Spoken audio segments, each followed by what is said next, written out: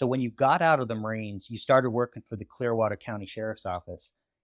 Explain that, because it was a very unique program. Right. So I was an undergraduate at Lewis Clark State College here in Idaho, up in Lewiston, which is North Idaho. They had a program. Clearwater County, the county seat is Orofino. It's a small county, but Dworshak Reservoir is there, the Clearwater River. County's not that populated. It might be, at the time, I don't think it's more than 20,000 people in the whole county. But they had a program for college kids. There's really two of us that were doing it, one from the University of Idaho, myself from Lewis Clark State, that they had a seasonal Marine deputy program. And you were deputized. You qualified, you carried. We wore shorts to work, but we had all the gear on, and we ran boats for boat patrol, Marine patrol up on Dworshak Reservoir primarily.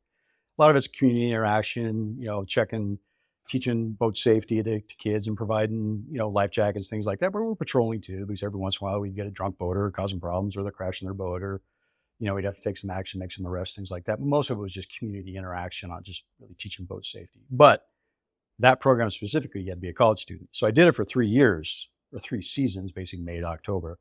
But once I graduated, I couldn't be in the program anymore. So, but it was a great opportunity because, one, it was a job that paid pretty good at the time, and great experience. And maybe this didn't happen a lot. Were you pulling out any bodies?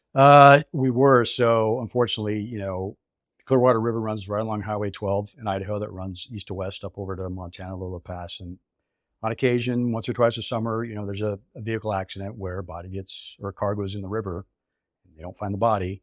So we'd be out on jet skis and jet boats. We had both, searching for bodies on the Clearwater River, and we eventually find them. How old were you at that time? I was 26, 27, 28. How is that, looking for bodies when you're that young? Yeah, I've seen a couple of dead bodies when I was in the Marine Corps, some suicide stuff. But yeah, when you pull a body out of a river that's been in there for a couple of weeks, because bodies start to decompose and they bloat, the gases start, and that's how they rise to the top. And that's usually how you find them. Usually, some passerby in a car drives by and say, "Hey, there's a body floating down the river."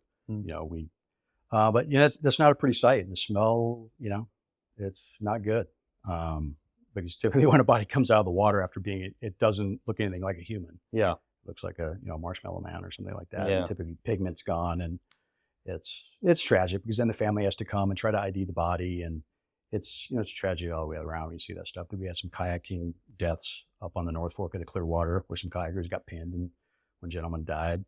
Even down on the main Salmon River down in Riggins, one of the jet boat companies that's down there, it's still down there, but the owner, I think the originator, went off the road one night on a big salmon, which is big water, and they never found his body. So they called us to help, because we had some resources that Idaho County didn't. And we spent a couple of days up there on jet skis, running big rapids, basically running tanks for scuba divers, searching these big holes. And again, it was a couple of weeks before that body surfaced. Yeah. We couldn't find it. So okay, it's always tough, to see that stuff.